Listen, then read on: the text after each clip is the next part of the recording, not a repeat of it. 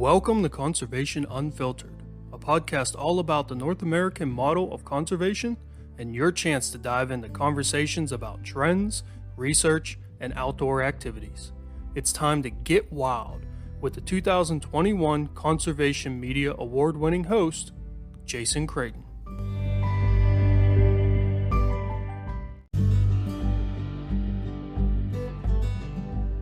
So hopefully, those disease management areas where they started within a deer farm, that over time, because we do a lot of surveillance and we do a lot of testing, hopefully those disease issues have been contained and those disease management areas will go away. So that's what I'm hopeful with some of those areas.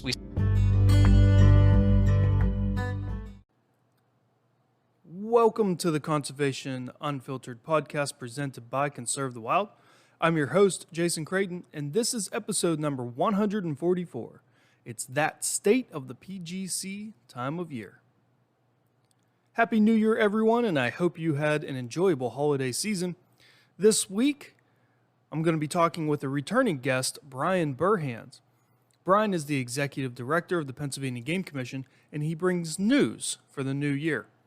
Topics include why RAWA is such an important bill for state agencies, how the ruffed grouse are doing in the state, how the PGC made a weather issue right concerning pheasants, and updates on CWD. Brian's also going to provide updates on the antlerless license changes, insights into the revamped bear seasons, and why PA is in dire need for more hunter-trapper education instructors. I really want to make sure that you stay tuned for the end of the episode for a special announcement about a new PGC program. Air quotes.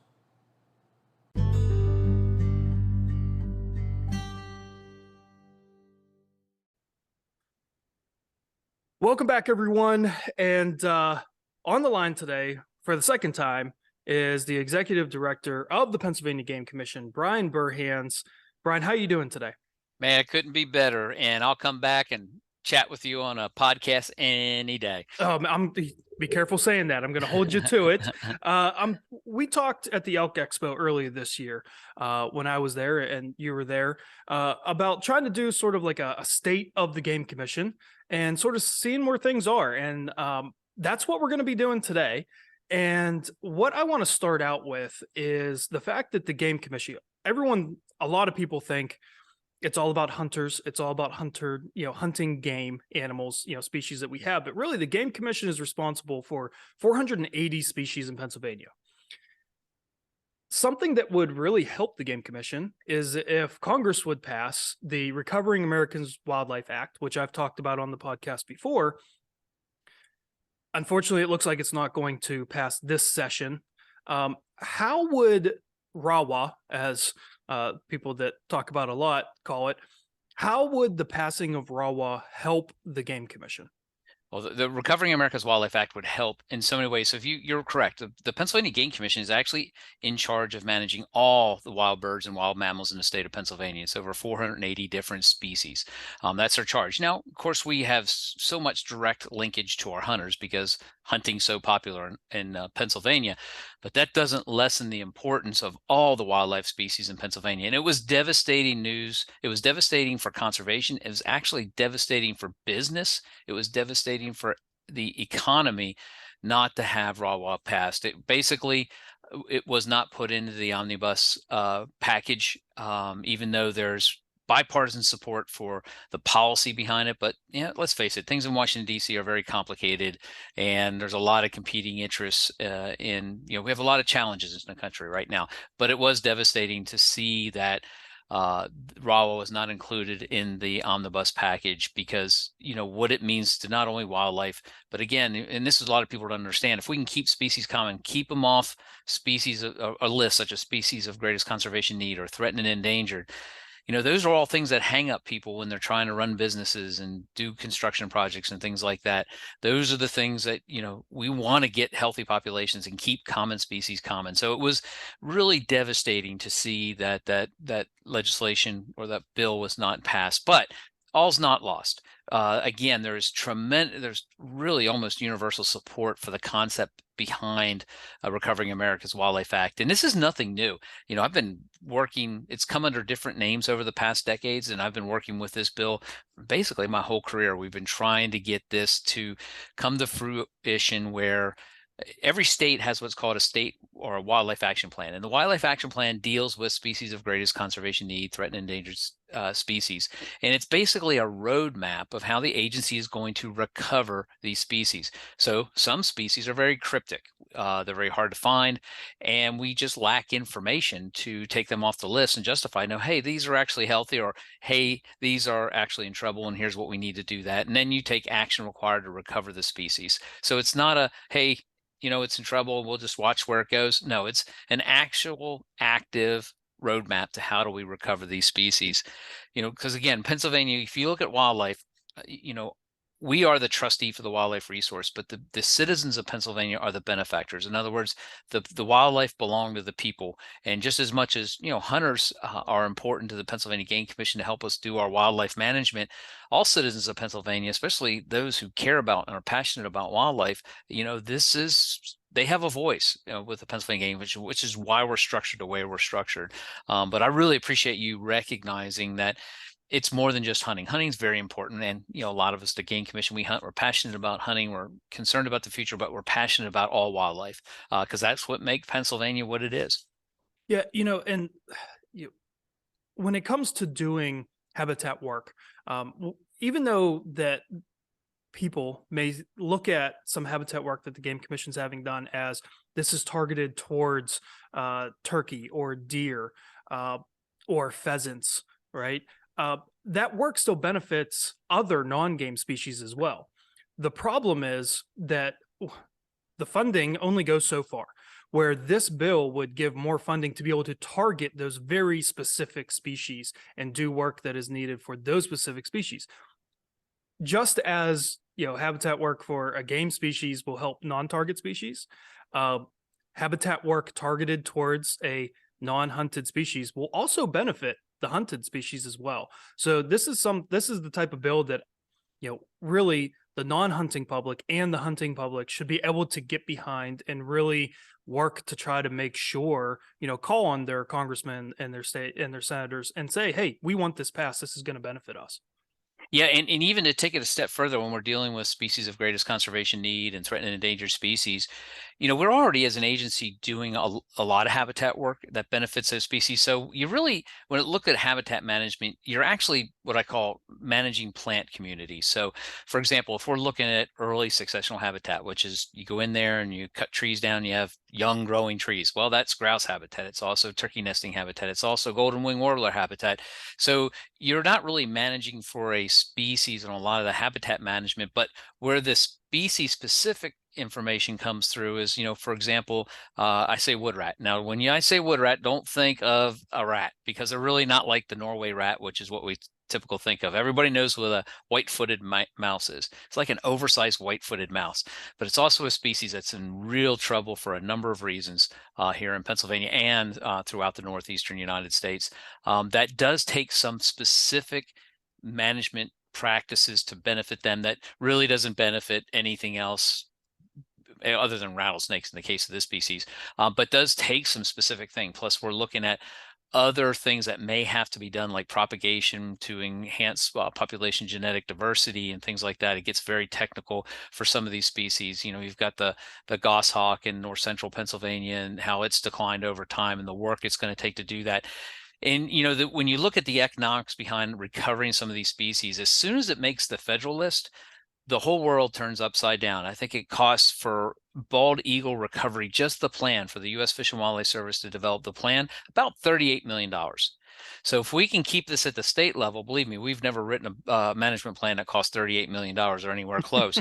But we have the technical experts in the field that are on the ground and actually know how to do this work. So if we can get more of our folks with the funding they need to get the data, get the information, and actually implement the recovery plans, we can avoid going to that federal level where you're going to spend a lot of money.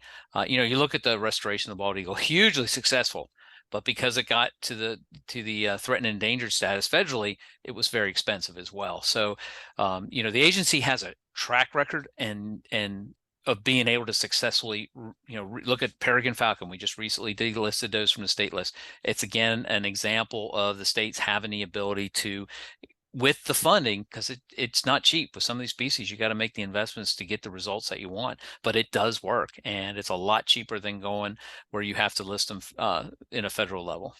Now, to sort of keep on a similar topic, but switch gears a little bit, our state bird, the ruffed grouse, is in. Well, it's not necessarily. It's not endangered. It's not. I don't know that really. It's not on the threatened list. Like we can still actively hunt it. So Yes. it's doing okay, but it should be doing way better, right? Where are we at with the ruffed grouse and trying to sort of bring that population up?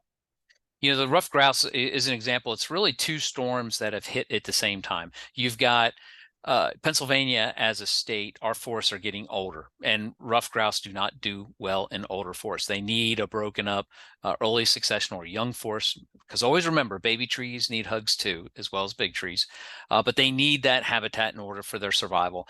At the same time, we had West Nile virus come in and hit these birds really hard. So you've got two perfect storms that have come together. The ruffed grouse, they're there. I see them. They're not. We still allow hunting, and that gets into some more technical details of why we allow hunting. But there's a reason we don't allow late season hunting. But they're there. They're holding. We've been have been working on a number of projects. One of them, and actually other states are using the model that Pennsylvania's developed. We've done some research, especially on the West Nile side, of looking at areas within our topography. So maybe upslope or mid mountain or top mountain. Where do the mosquitoes that carry West Nile virus not very common? So if we do habitat management, we want to pick sites where West Nile virus or the mosquitoes that carry West Nile virus are less likely to be. So if we focus our habitat, boom, we can put the habitat, focus our efforts.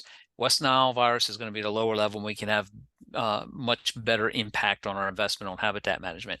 The challenge with that is, when it comes to habitat management, it takes years. If I harvest trees, it's not really going to be good grouse habitat for many years until that gets to that layer where they can use that. So this does take time. I'm not worried about ruffed grouse blinking out in Pennsylvania. We all wish it was like it was back prior to when West Nile virus hit.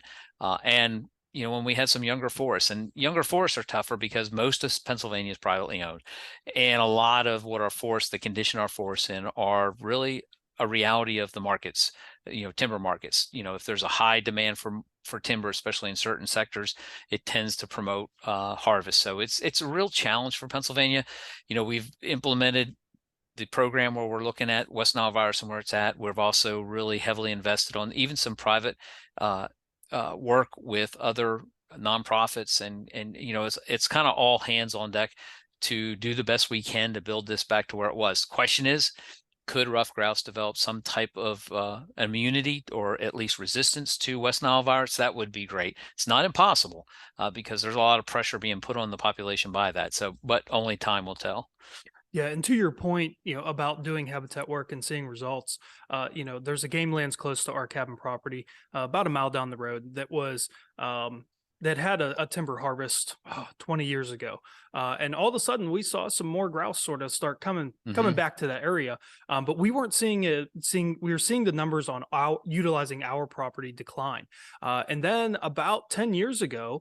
I guess closer to 12, we, along with some of our neighbors, for a total of about 500 acres, did a timber harvest, did a select timber cut. Yep. And about 5 years ago, we started seeing grouse start to come back, Yeah. on our property, which is just, goes to show that they like that, as you said, the smaller trees need hugs too. I always like to say the best time to plant a tree was 20 years ago. The second best time is today. That's the same thing when it comes to cutting trees too. The best time to cut a tree is 10 years ago. The second best time is today.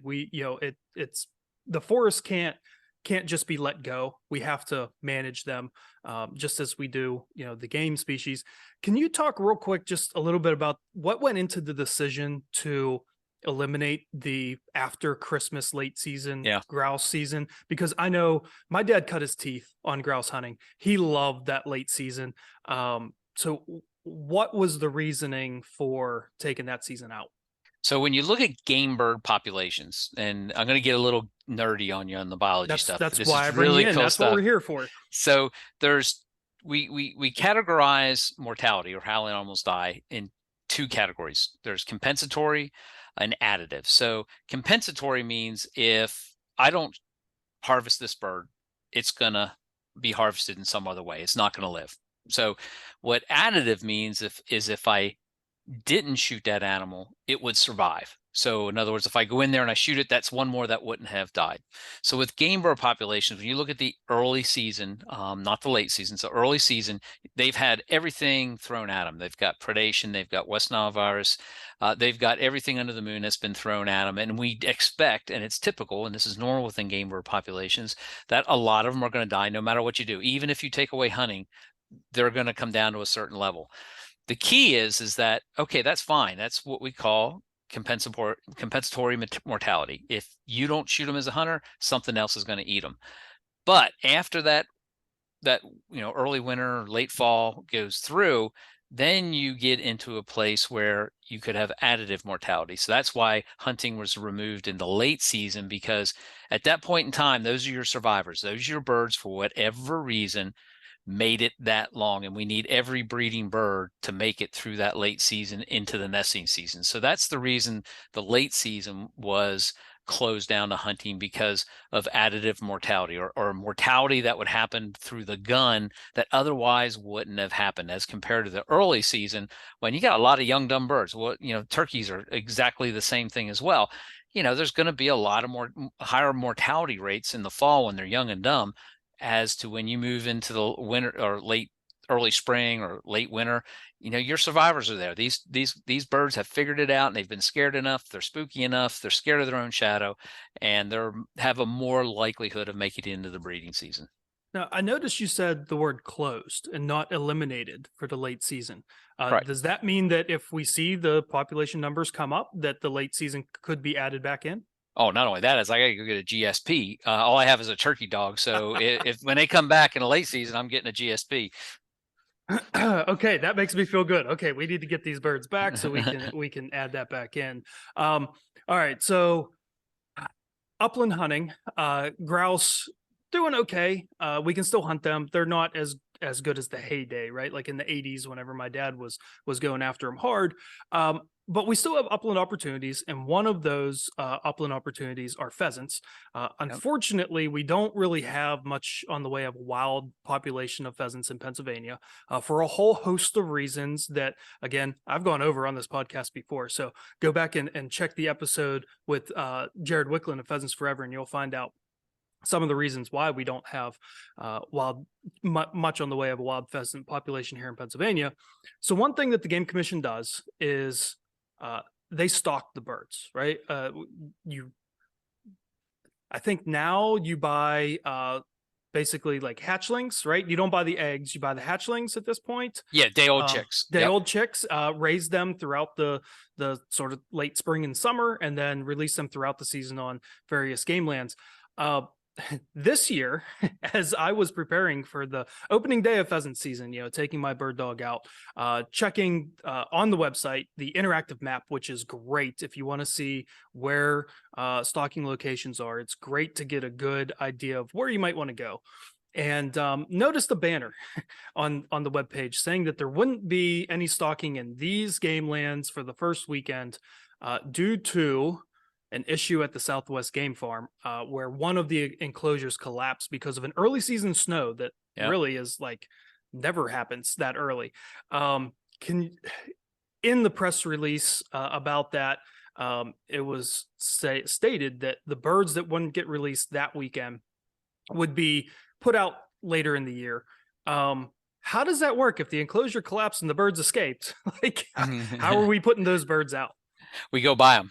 So Okay. we went and purchased birds to replace the ones that escaped. And because our hunters have an expectation that what we said we're going to stock, we're going to stock. So we do everything within we can to make sure that we do release those birds. So we purchased them on the market and we released them for the hunters.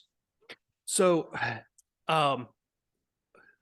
this wasn't one of the complaints that, or one of the things that I heard from a couple people was that how is this enclosure not like, how can it not stand up to a couple inches of snow? You have a couple different types of enclosures, right? Like you have some that are supposed to last, just a week or two Yeah. into the fall. And then you have ones that are made to withstand until the last stalking, which is post Christmas, right? Yeah, especially if you figure right there before the seasons when we have the maximum number of birds. So you need those nets. If you calculate how much snow weighs and then the square footage of all those nets, it's tons and tons of snow that you typically would never hit that time of year. It was a freak snowstorm that hit before we could know it was coming, and it took down the nets. And if it would have held off for a couple of weeks, a lot of those birds would have already been released. We wouldn't have needed all those large pens to hold those birds. So it was just unlucky, bad timing of old man winter being a pain in the butt as he always is. Yeah, that was disappointing to see in the moment. Since that game farm's right there on the way to camp, I actually hunted close to there with the game lands, and the amount of birds like everywhere, just running everywhere, were crazy. But when you sit back and you think about it, as you mentioned, not every enclosure is going to be built for winter because most of those enclosures would be empty by the time typical snowfall would come. So that makes sense. I have to ask because it's a big issue in not just Pennsylvania but for a lot of states here in the United States is CWD. It's something that is still present in Pennsylvania. Will still be present for the unfortunately probably foreseeable future in Pennsylvania. So where are we at with CWD? What kind of things is the Game Commission doing to try to contain it as best as possible? All we can do with CWD is manage it, slow the spread, and try to decrease the prevalence of CWD in the whitetail population. So we have a response plan, which you can go onto our website and look at our response plan, and that lays out exactly how we're currently managing CWD in the state of Pennsylvania. So it's easy to find. You can email general comments. If you can't find it, they'll send you a link to it. So we lay out exactly what we're doing and how we're doing it. You go on our website, you can find the most latest up-to-date information on the number of deer we're finding that are positive or not detected for CWD. We have a phone number that people can call for information about CWD, which is 1-833-INFO-CWD. That's 833-INFO-CWD. So they can call that number and ask any question they want. And so CWD is it's funny as I look back and have watched the progression of CWD as far as within our hunter population and what people are saying and what they're thinking. We do know that CWD is a serious issue. We do know that CWD is always fatal, although I hear comments, well, I don't ever find them dead in the woods. Well, if you look around, we have a few coyotes and foxes and raccoons and other scavengers that clean those up. If you look after you get your deer and go back 2 days later, it's pretty much gone. So we have scavengers to pick that up. But we do know that CWD is always fatal. We have not detected it in the elk herd, but it is close. We watch every harvested elk is tested for CWD. And if you look at CWD, what does that mean from a population level standpoint? I don't know if I can adequately answer that question because I don't think we really know. We do have research where we're looking at that and asking the question, if CWD, what's it going to mean to the whitetail population? But I will say this, if you look at disease on an individual animal level, the amount of suffering and what that animal goes through is horrific. And I think I'm just like every other hunter out there. Although we may harvest wildlife and we may eat wildlife, we do not like seeing wildlife suffer. And what CWD, which is like an Alzheimer's or a CJD that would affect humans, this is what happens in white-tailed deer, and it's not a pretty thing to happen. This is a horrible disease, and it only continues to slowly spread. Now, a lot of our CWD areas or our disease management areas that we established, the majority of them are from deer farms. So a positive deer shows up in a deer farm. A lot of times the paperwork isn't very good. They don't know where the deer farm may have come from, and they end up quarantining. It's just a mess right now. So hopefully, those disease management areas where they started within a deer farm, that over time, because we do a lot of surveillance and we do a lot of testing, hopefully those disease issues have been contained and those disease management areas will go away. So that's what I'm hopeful with some of those areas. We saw that happen in disease management area 1, which maybe a lot of people don't remember, but it first was identified in a deer farm. We did establish the disease management area, which puts certain regulations in place. And after 5 years, without detection of additional CWD positive deer, we were able to lift that disease management area up. So my hope is that we're going to see, and I'm pretty confident that we will see some other disease management areas go away over time, because they were, confined to those herds, and we'll, we got to work as hard as we can and take this disease seriously. However, I don't slow down when it comes to hunting in a disease management area. I will get my deer head tested, and that's more to help the Game Commission. If it is sick, that's a personal decision. It's not been shown to pass to humans. Personally, I'm not willing to take that chance. Somebody else may eat it. That's fine. That's your choice. But we offer disease testing for CWD at free of charge. If you harvest a deer outside of the disease management area and you bring it into one of our head collection bins, we will test it, and it won't cost you a dime. So, it's there as a service for our hunters, because when you look at the battle of CWD and the management of CWD, our hunters are our first line defense in managing this disease. We couldn't do this without our hunters. If we didn't have deer hunters in Pennsylvania, this would be lights out, brothers. Nothing we can do about it. Yeah, there's a lot of states like that. I just think one thing I want to make sure that's clear to everyone.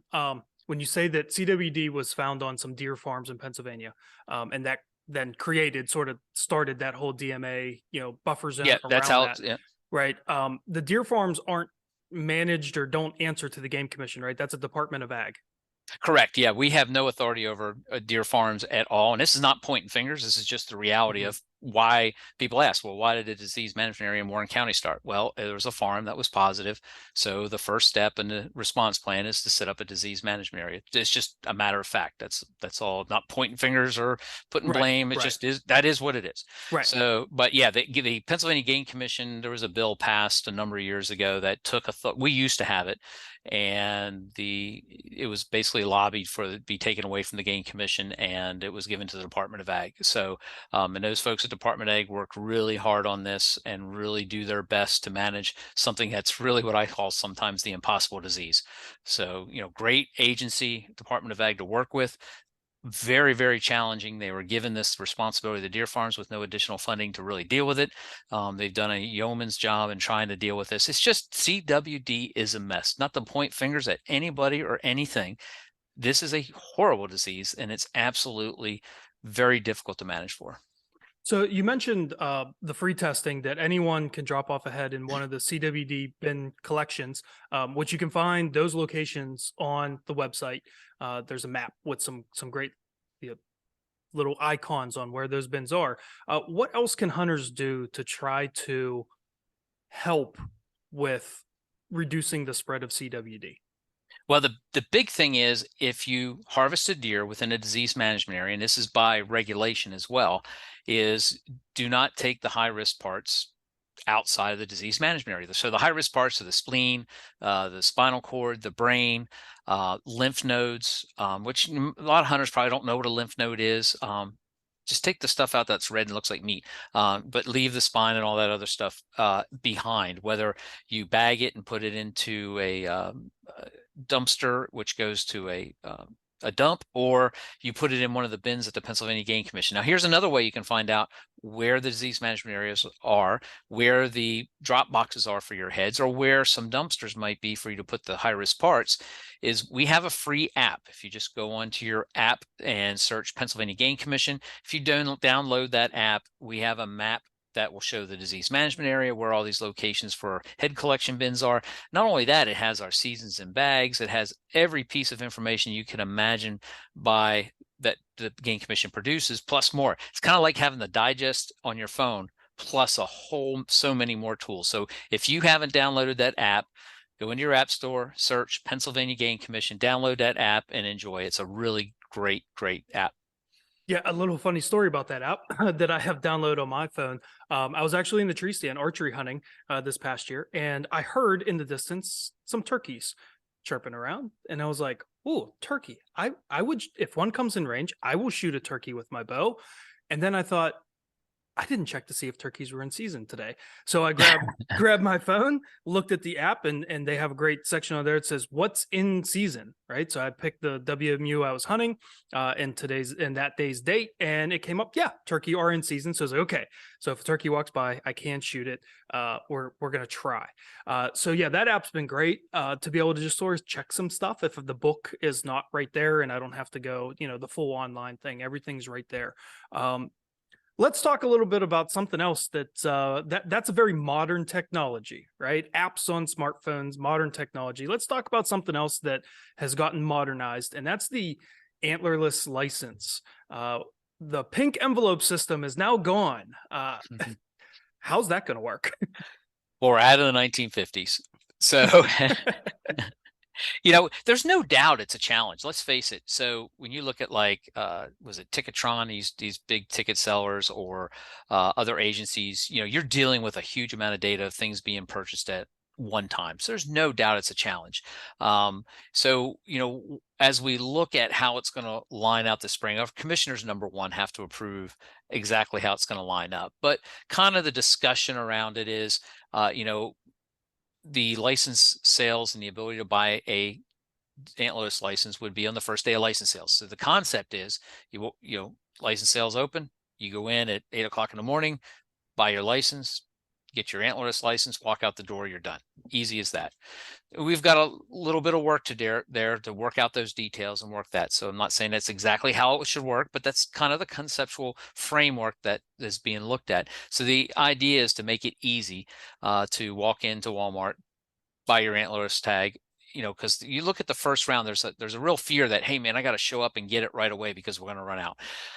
Not to say that isn't possible, because could this new method of being able to not have to be required to mail in the pink envelope, could it increase the rate at which people want to go buy their license? It could. We don't know. If they all come in at one time, it's probably not necessary, because if you look at most wildlife management units, I don't think any of them sold out the first round. Even 2G, I don't think sold out until the non-resident round came in where they could buy them. So it's not like wildlife management or the antlerless tags sell out instantaneously. So hopefully people don't rush out there, because at the beginning, I anticipate the computers are going to run a little slow, because we got a lot of deer hunters out there and they want to order them at one time. But we already sell DMAT tags starting at midnight, which you'll never catch me buying a DMAT tag at midnight, because I never stay up that late. And it can take a little bit of time to get through it, but by morning there's a lot of them that are sold out and it works pretty good. So we're going to learn as time goes on and refine it. Just like when you remember when Hunt Fish PA first came out here a couple of years ago, it was rough. And anytime you develop a new system to sell anything, there's always hiccups that you cannot always determine through testing, and everything else is going to go. But I feel confident we're going to get through this, and the customer service is going to be a lot easier for us to get. Think about it. I don't have to look for my checkbook. I don't even know where my checkbook is. I don't even have stamps. I got to go to the post office to buy stamps just to send them my pink envelope. So I think this is a really exciting opportunities. But it's going to take some time. There's a learning curve here, no matter how you cut it. That our expectations shouldn't be that I'm going to go at 8 o'clock first day of license sales, and 3 minutes later I've got my license in the antlers application. It doesn't work like that now with Hunt Fish PA and just buying a regular hunt license, but it works. And so we're going to work our way through those. We've still the board's got to approve what the process is finally going to look like. But it's it's an exciting opportunity to move forward. Technology is never perfect, but it often works better than sending it through the mail. So two questions from that. You mentioned the rounds, right, for residents and then non-residents, and then Yeah. residents get a second round after that. Is it still anticipated to do that, sort of like allow residents first and then non-residents? Yeah, as it sits now, it's anticipated to really look like it does right now. You have a first round, second round, you have your non-residents, which are a different time. But it would start on the opening day of license sales. That's Gotcha. really the big difference you would see. So anybody that's worried about, oh my gosh, the non-residents are coming and buy them, no, it's going to be structured at least the way it's been discussed and proposed right now, about like that. I won't know until January when the commissioners actually meet.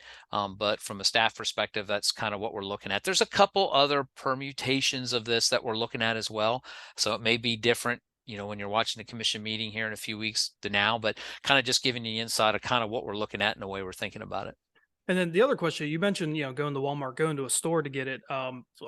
I buy my license online, Mhm. so would that I'm going to assume that's going. The antlerless license will be like an option that I can pick Right. before that checkout, right? Exactly. Yep. You'll be Okay. able to go online and do that.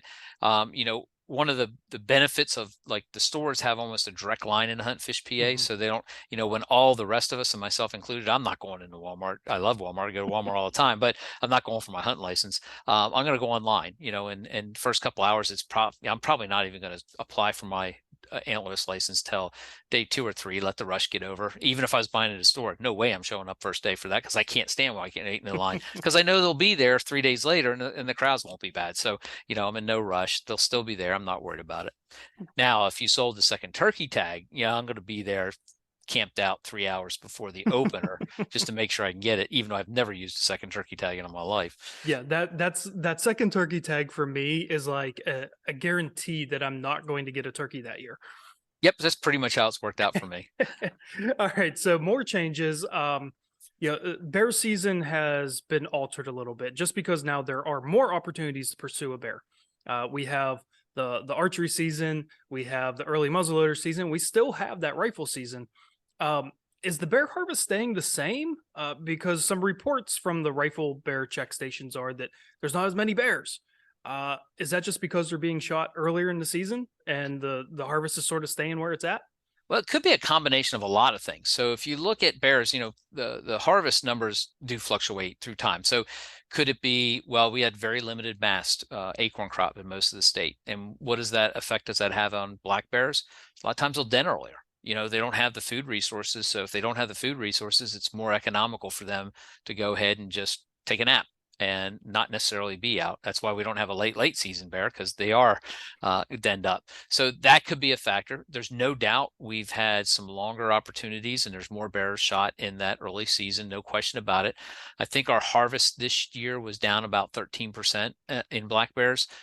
Nothing to be concerned with. We, as the agency, we purposely, because of the number of complaints, and when we look at black bear populations, we could hold a lot more black bears in Pennsylvania than we currently do. The problem is what's the tolerance with people? So not only hunters, but the citizens of Pennsylvania, who they all have voices on how we manage black bears, not just hunters. All citizens of Pennsylvania have a voice on how we manage that. And we saw, continual dramatic increases in complaints with bears, from property damage to bears are doing all. I mean, what's a bear do? He knows how to get himself in trouble. You're dealing with a very smart animal that likes to eat, and well, you're going to get trouble. So you know, we're watching that closely. We have some research going on, look at harvest mortality on sows. So, we continue to do the research and look at that. Nothing our bear biologists are worried about at this time, but they could change that next season or the season and or after. So they are watching it and monitoring it and seeing how that goes. But overall, I mean, we have a very, very robust bear population in Pennsylvania. Yeah, a lot of smart yogis out there grabbing at the picnic baskets, that's for sure. Uh, so we have Sunday hunting, 3 days. Uh, this is out of the Game Commission's control, but where are we at with Sunday hunting? Are we going to have more days? Or are we not? Like, how's the success been for Sunday hunting? Well, number one, the success, or how has Sunday hunting gone in Pennsylvania? Without a hitch. It has gone very, very good. We talked to hunters, we've done surveys, and in fact, when we looked at the surveys of why hunters reactivated into hunting, which started in 2019 is when we first started offering Sunday hunting opportunities. The hunters that reactivated back into hunting, they identified actually two factors that they felt were strongly associated with them getting back into hunter, and that was Saturday opener and Sunday hunting. So Sunday hunting is a big deal. I've been out in the field on patrol with our officers, talking to hunters on the ground, and I've had so many comments that, man, thank gosh we have Sunday hunting, because I just wouldn't have had any other opportunity. I work Saturday and I work during the weekdays. This is the only day I got. So it's a big deal. Now, no doubt hunting is very light on a Sunday. And we see that in every other state. The state, and I've lived in a number of different states other than Pennsylvania, even though I'm from Pennsylvania. Sunday hunting is always light. There's not near as many people out there. I used to, when I lived in South Carolina, I'd go to church in the morning, and that afternoon I'd run out and my son and I go turkey hunting.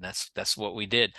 So a lot of hunting pressure was very light, especially in the mornings. But Sunday hunting has gone off without a hitch, and it's been a blessing for us to be able to give that to hunters. And I'm hoping this next legislative session, hopefully we can make some more progress with that. It's completely up to the legislature, as they are the ones that determine that, not the Game Commission. We do not determine how many Sundays we get. We only get to determine which Sundays the ones that the legislature gives us that we can provide to hunters. Gotcha. Yeah, I'm someone who hunts as many of those Sundays as I can, just because it's nice to be able to choose that day instead of Saturday if the conditions are better on that day. One of the last questions I have for you: I'm a hunter trapper education instructor.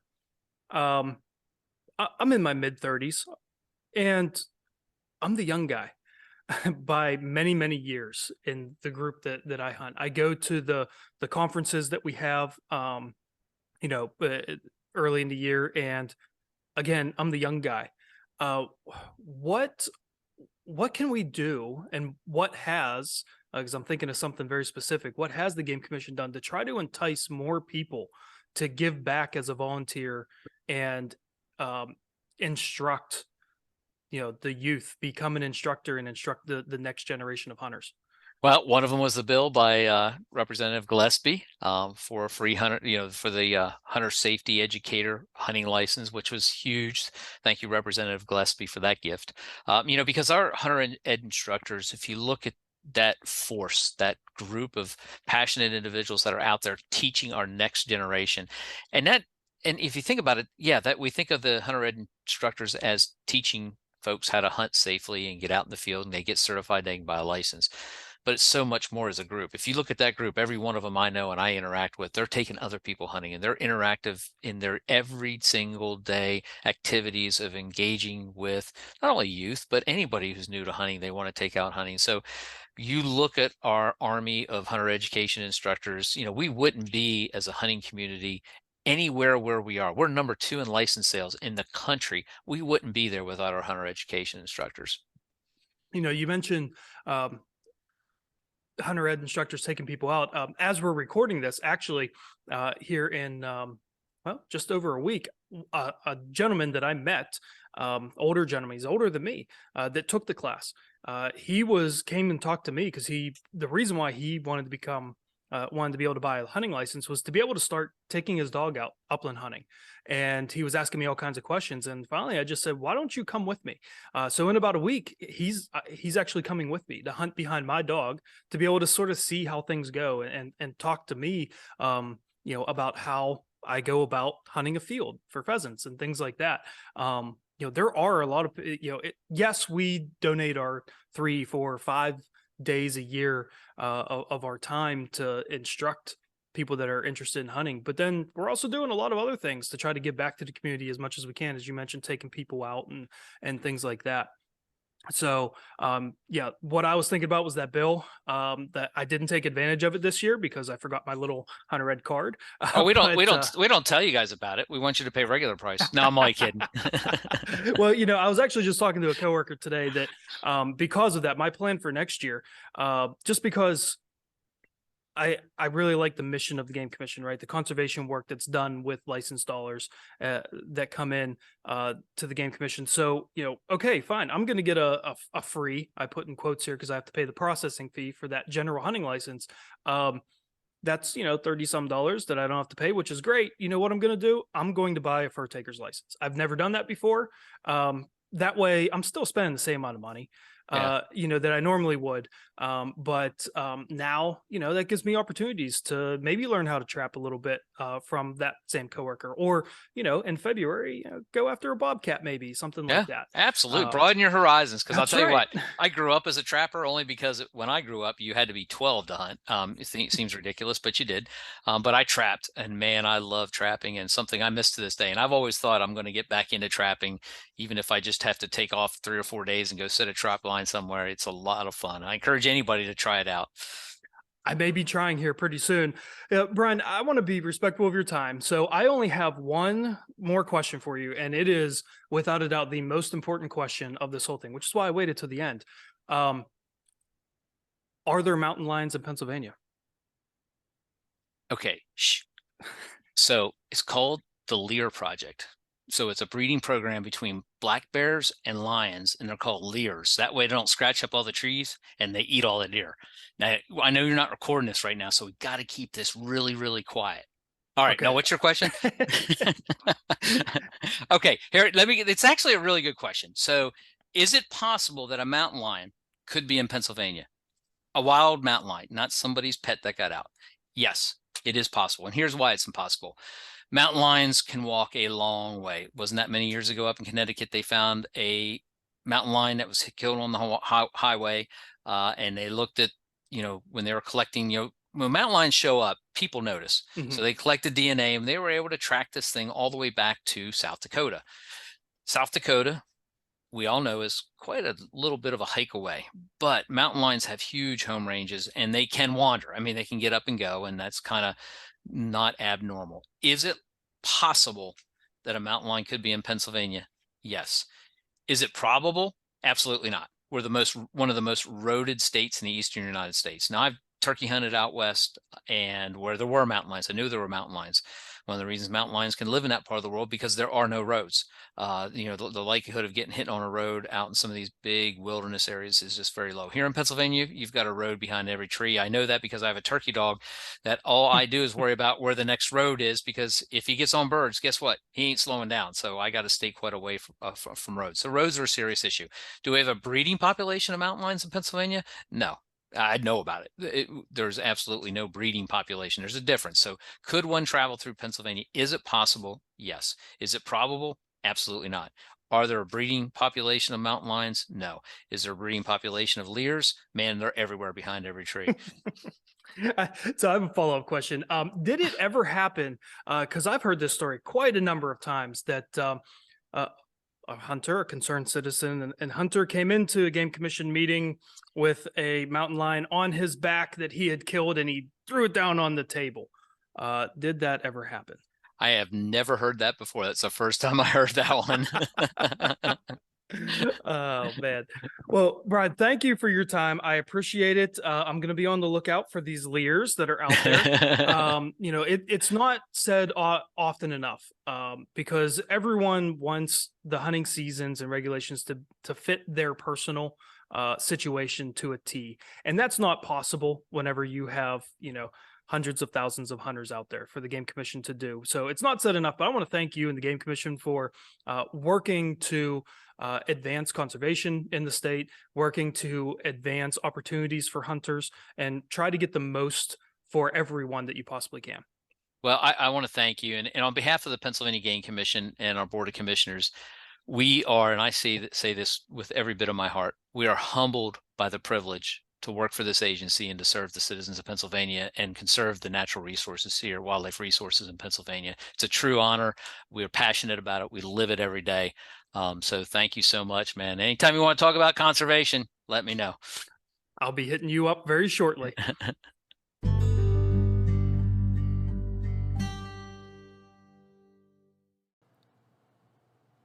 That'll do it for another episode here.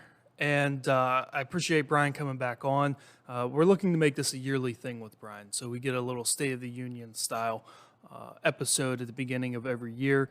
And I really enjoyed the conversations I have with him. He's very open and honest about how things are working within the PGC and what the PGC has to offer, what they are looking forward to as far as new ways to accomplish their mission. and RAWA is one of them. The Recovering America's Wildlife Act. Unfortunately, we're gonna have to restart that whole process of getting that bill through. But hopefully this year we can get it through, because that is just extra funding that state agencies like the Pennsylvania Game Commission can use on vulnerable species, and that's going to benefit everyone. When it comes to things like the freak snowstorm that happened in October, that toppled some nets in the Southwest game farm for the pheasants. That's one of those things that no one can control. Sometimes things just happen, and it was nice to hear that the Game Commission was able to make that right by replacing the estimated lost birds. And things are changing. Everyone knows this, that's a hunter in Pennsylvania or hunts in Pennsylvania. We know things are changing. We no longer have the pink envelopes for this upcoming year, and not everyone's happy with the changes, but you know what? Change is change, and that is the only thing that stays the same is change. So sometimes we need to look at these as with less of the how will this affect me glasses on, and more with the how will this affect everyone, and maybe hopefully increase participation in our chosen activity that we love. As a hunter ed instructor, please, if you have any interest in giving back to the next generation of hunters, please do the application, start the process. We need you, especially if you're younger. We need you. I go to these conferences, once a year, and I am the youngest person there by 20 years, and I'm in my 30s. We need new young blood to take over for the old guard. The old guard did great work for a long time, and it's time for them to relax. So it's time for this new young guard to take over. So please help out with that. And as I mentioned, if you stayed to the end, you heard about that new program, the Lear program from the Pennsylvania Game Commission. Another reason why I love Brian, being able to joke about some things. It's nice to be able to see some of that personality, especially his personality, come through, whenever it's someone in such a high profile position. Thank you again, everyone, for joining me. Until the next episode, get outside, take someone with you, and stay wild.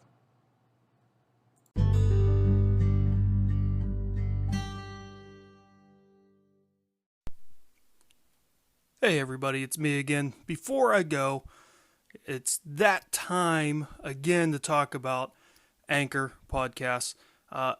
It's what we use here at Conservation Unfiltered. We can edit and record and everything right from our phone or computers. The hosting on Anchor is super easy, distributes it to all kinds of platforms. So where you're listening, it's distributed out there. And it's all totally free, which is great. So download the Anchor app or go to anchor.fm to get started. See you next time.